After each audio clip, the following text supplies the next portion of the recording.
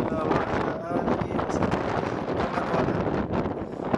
Avaz baramayapman.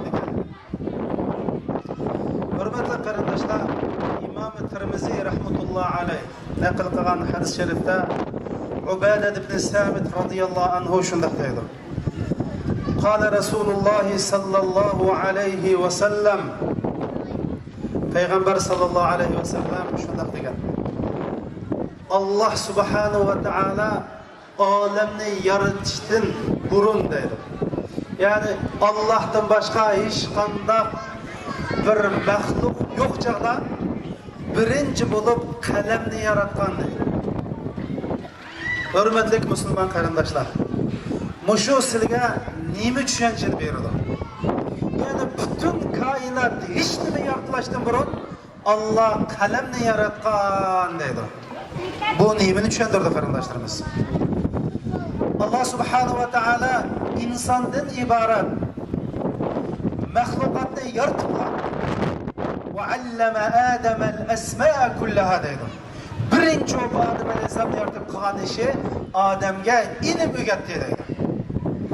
Allah subhanahu wa ta'ala ikki koinotning faxri bo'lgan Muhammad sallallohu alayhi va sallamga tunji bo'lib vahiy qilishni, eng oxirgi vahiyni boshlashni iroda qilgan vaqtida uyqu degan so'zdan boshladi.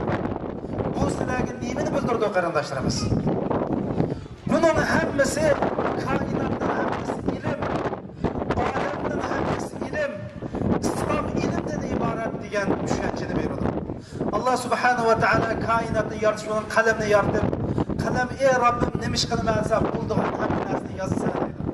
Yani bütün olamning hammasi ilmdan iborat. Allah subhanahu va taolo Odam alayhisalomga ilm o'rgatib, farishtalarga sajda qiladi deydi. Nima uchun farishtalar Odam alayhisalomga sajda qiladi? Odam alayhisalomning alohidlik nima? Odam alayhisalomning alohidlik ilm. Allah subhanahu va taolo nima uchun Muhammad sallallohu alayhi va sallamga tunji nozil bo'lgan oyatni o'qu deydi? Chunki o'qish bilan Allohni taniymiz.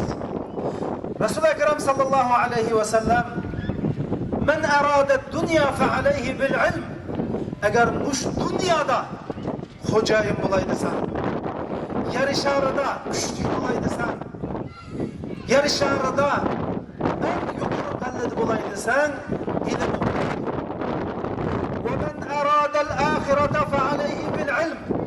Ahirette Allah'ın en yukarı derecesiga cennet girişmekçi olsan, sen ilim oku deydi. وَمَنْ اَرَادَ هُمَانِ Hem dünyada hem ahiretini kolay keltirmekçi olsan yenil ilim oku deydi.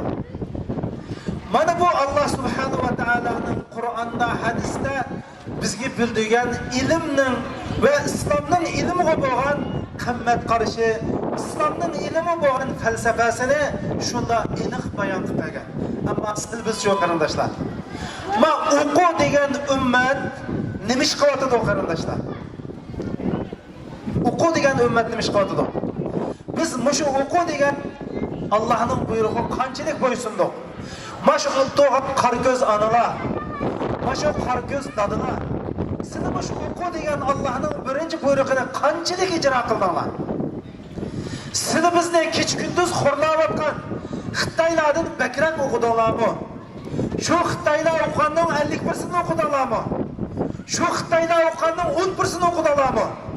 Shu Xitoylar xashlagan pulni, ilmga xashlagan pulni siz ilmga xashladinglarmi? Agar hisob qilib qolsanglar, qiyomat kunsi mahshargohida Allohning dargohida hech qasimiz yuzimizni ko'tarolmaymiz. Bularni Uyg'ur millati. Ben sizlarga dey, biz mush maktabni hozir 98% arab qarindoshlarimizning yordami bilan mang'uzyapmiz. Mana bilinglar qarindoshlarimiz. Bizning pulimizni davomli Xitoy xashlash zarurmi? Zaten topgan pulni chuqur Xitoy xashlash kerakmi?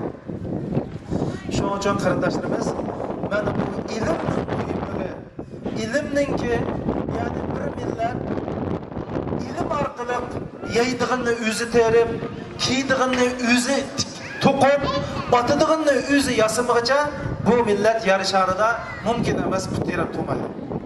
Biz bunu tushunganlikdan ma'arif Uyg'ur xalqining dunyo oxiratlik maqsadidan ochquchi deb o'quv Uyg'ur degan bu maktabni mana bu G'ani hojimninki 2009da ben Suriye'ye kelsem 2009 mu isimli qilishcha men bir maktab qurma deb yuribdikan. Mana bu çöş hozir mushunchalik reallikqa aylandi qarindoshlarimiz. Hamda biz o'zinglar bilsizlar bizning shuarimiz qo'sh yo'nalishlik tuluqli ma'rif.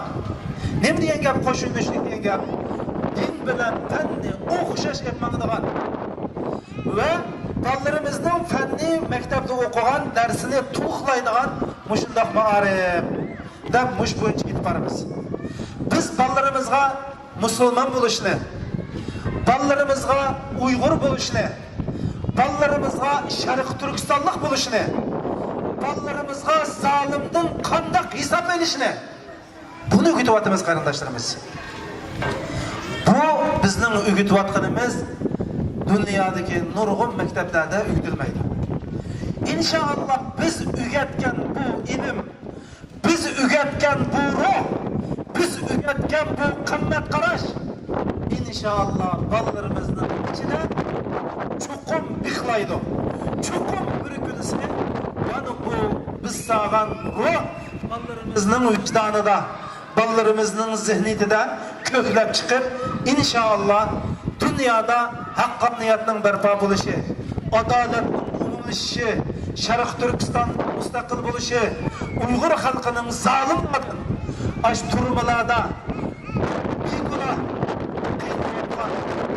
begunoh kishilarimizning to'kilgan qonlarini hisob so'raydigan haqiqiy farzandlarimiz mana bu o'quv Uyg'ur maktablaridan chiqadi inshaalloh. Mana biz shuning uchun mushu xizmatlarni qilyapmiz.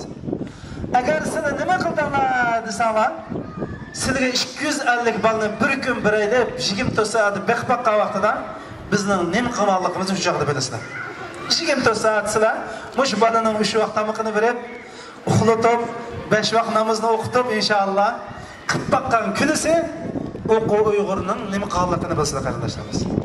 Bizning balalarimizning kichigi ko'ribsizlar 4 yosh, 5 yosh, cho'ngi 13 yosh, 14 yosh. Balalarımız işten çıkmay, ramda pes küçük alaydı. Balalarımız yardım almay, mektubumuzdan uyguzda bana alaydı. İşenme sana videonu gösterip koyumuz. Tamam? Yani neymiş kıldığınlarsa, muş balalarımız ne? Balama uyguzda almayımız, yardım almayız. Ma mektepten remedim pes düşmeyimiz, işte bana peşte kalan düşümüz, şu dügatta karandaşlarımız. Kandak taharet edişine, kandak namaz okuşine, dinni qandoq suyishni, vatanimiz Sharq Turkistondan qandoq suyishni, adolatning nimaligini, haqqoniyatning nimaligini, vatanning nimaligini, Uyg'urning kimligini buni o'rgatib qolamiz inshaalloh. Bu bizning maktabimizning alohidligi shu. Shuning uchun bizga shu an oxirigacha biz bilan birga tug'an, bizga moddiy va ma'naviy jihatdan yordam qilgan kishilarga chin qalbimizdan rahmat etamiz. Bulup bu şu şikay jarayonida bizningki tamıqimizni atgan, bolalarimizni o'qitgan, maktubimizni tozalagan, har xil jamoalarni topgan shu qarindoshlarga samimiy rahmatimni bildiraman. Yenilmayman o'qib. Agar sen o'qimasang bu dunyoda mu oxiratda mu nijot yo'q. Biz chuqur o'qu degan oyat nozil bo'lgan ummat ekanmiz. Bu ayetning ma'nosini, bu ayetning salmig'ini haqiqiy tushunib, başqalar bir kitob o'qisa biz 2 kitob, başqalar 10 kitob o'qisa 20 kitob o'qishimiz kerakdir. Lekin echilish xiyri qarindoshlarimiz, Yevropaliklar bir yilda 32 kitob o'qiydi ekan. Ammo musulmonlar bir yilda o'ttir hisob bilan bir batning 4dan 1 qismini o'qiydi ekan. Yevropalikning bolaları maktabdan sirt 12 minut o'qiydi ekan. Musulmonlarning bolaları maktabdan sirt yilda o'ttir hisob bilan 3 minut o'qiydi ekan. Biz mushu qaysi yüzümüz bilan Allohga boramiz qarindoshlarimiz? Qaysi yüzümüz bilan biz o'zimizni musulmon deymiz? Shuning uchun bu o'qish masalasi bizning qinimiz, bizning jinimiz, ikki dunyolik maqsadimiz. Shuning uchun bu maktab qurilgan. alloh subhanahu va taolo hammamizni muvaffaq qilsin. Assalomu alaykum va rahmatullohi va barakatuh.